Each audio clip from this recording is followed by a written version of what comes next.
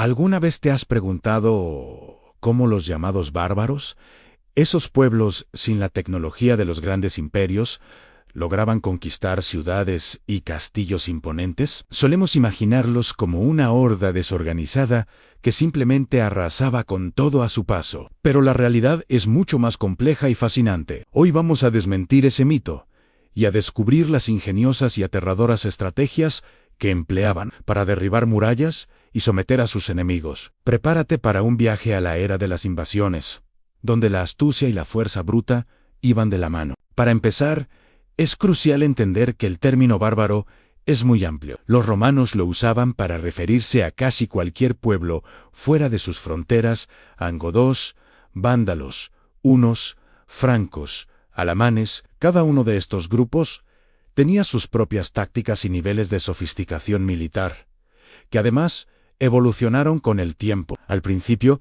muchos de estos pueblos preferían las batallas en campo abierto. Sus fortalezas eran la movilidad, la ferocidad en el combate cuerpo a cuerpo y el uso de la caballería. Las ciudades amuralladas eran un obstáculo enorme. ¿Para qué perder hombres y tiempo tratando de tomar una fortaleza cuando podía saquear las granjas y aldeas de los alrededores, que eran mucho más fáciles? Así que su primera gran estrategia no era militar, sino psicológica y económica: el desgaste. Rodeaban una ciudad y cortaban todas sus líneas de suministro. Impedían la llegada de alimentos, agua y refuerzos. Mientras tanto, sus guerreros devastaban los campos circundantes, quemando cosechas, robando ganado y aterrorizando a la población rural. El mensaje era claro: ríndanse o mueran de hambre, mientras ven cómo destruimos todo lo que les pertenece. El objetivo era quebrar la moral de los defensores. Imagina estar dentro de una ciudad, viendo el humo en el horizonte día tras día, sabiendo que la ayuda no llegará y que tus reservas se agotan. La presión era inmensa y a menudo suficiente para forzar una rendición sin un asalto directo. Pero ¿qué pasaba cuando una ciudad decidía resistir? Aquí es donde entraban en juego tácticas más directas. Una de las más sencillas pero efectivas era el asalto por sorpresa. Los exploradores buscaban puntos débiles en las defensas: una sección de la muralla mal vigilada, una puerta secundaria sin la protección adecuada o incluso una parte del muro en mal estado. Aprovechando la oscuridad de la noche, una tormenta o la niebla, un pequeño grupo de guerreros ágiles intentaba escalar los muros con escaleras de cuerda o ganchos de agarre. Si tenían éxito, su misión era abrir una de las puertas principales desde dentro, permitiendo que el resto del ejército entrara en tromba. Era una táctica de alto riesgo, pero si funcionaba, la ciudad podía caer en cuestión de horas, con un derramamiento de sangre relativamente bajo para los atacantes. Con el tiempo y el contacto con imperios como el romano o el sasánida, los pueblos germánicos y esteparios aprendieron y adaptaron tecnologías de asedio más complejas.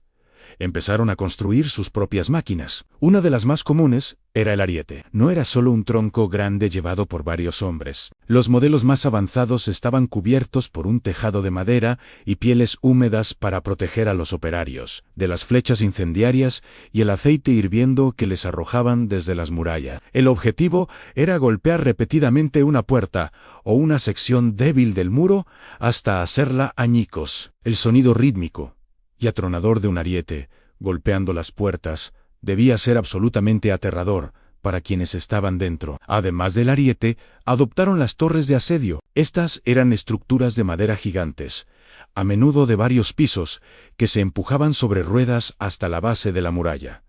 En su interior iban repletas de guerreros. En la parte superior tenían un puente levadizo que se bajaba sobre las almenas, permitiendo a los atacantes luchar directamente contra los defensores en lo alto del muro. Construir y mover una de estas torres era un proyecto de ingeniería monumental y requería una enorme cantidad de recursos y mano de obra. Además, eran muy vulnerables al fuego, por lo que también se cubrían con pieles de animales mojadas. Ver una de estas moles de madera acercándose a tu muralla era una señal de que el asalto final era inminente. Pero no todo era fuerza bruta.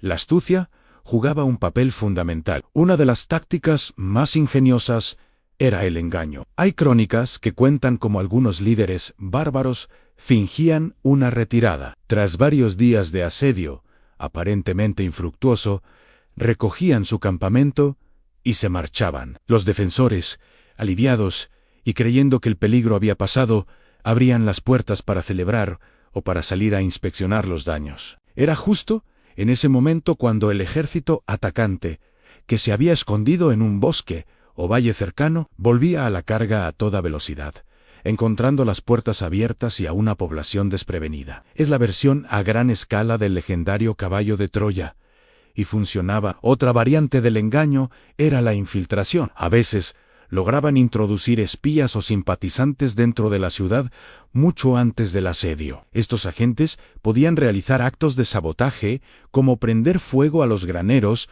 para reducir las reservas de comida, o lo que era más importante, esperar la señal para abrir una puerta en medio de la noche y dejar pasar al ejército invasor. Los hunos, liderados por el famoso Atila, eran maestros de la guerra psicológica.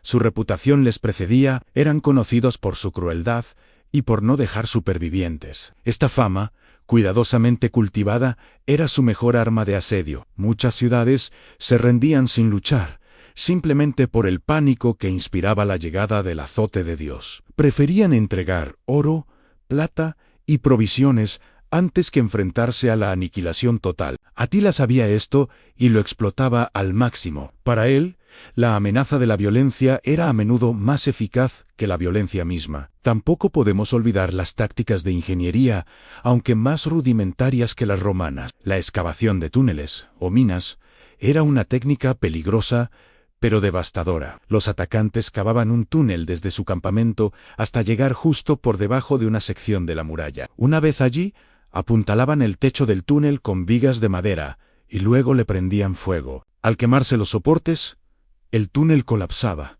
y con él la sección de la muralla que estaba justo encima, creando una brecha por la que el ejército podía asaltar la ciudad. Los defensores, si se daban cuenta, podían cavar contraminas para interceptar a los atacantes bajo tierra, dando lugar a terribles combates en la oscuridad. Y a veces, la solución más simple era la más efectiva: el asalto masivo con escaleras. Esta era probablemente la táctica más costosa en vidas humanas para los atacantes. Consistía en lanzar una oleada tras otra de guerreros equipados con escaleras de madera para que intentaran subir a las murallas. Mientras tanto, los arqueros lanzaban una lluvia de flechas para intentar mantener a los defensores a cubierto. Era una carnicería. Los atacantes caían por las flechas, las piedras, el aceite hirviendo, pero la idea era abrumar a los defensores por pura superioridad numérica. Si suficientes guerreros lograban llegar a lo alto de la muralla y establecer una cabeza de puente,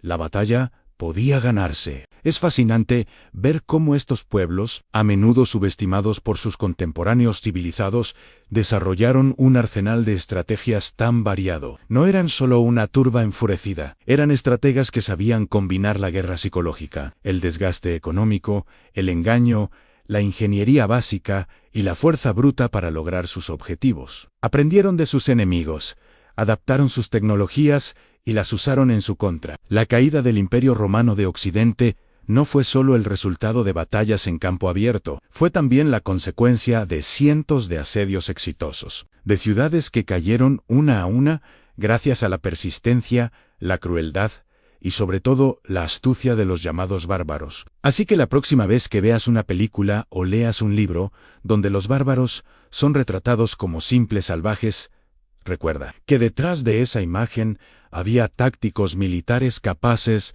de derribar las defensas más formidables de su tiempo. Su legado no es solo de destrucción, sino también de una increíble capacidad de adaptación y estrategia militar. Espero que hayas disfrutado de este vistazo a las tácticas de asedio bárbaras. Si te ha gustado el video, no olvides darle a like, suscribirte y activar la campanita para no perderte nuestros próximos viajes a la historia. Déjame en los comentarios qué otro aspecto del mundo antiguo te gustaría que exploráramos. Gracias por vernos y hasta la próxima.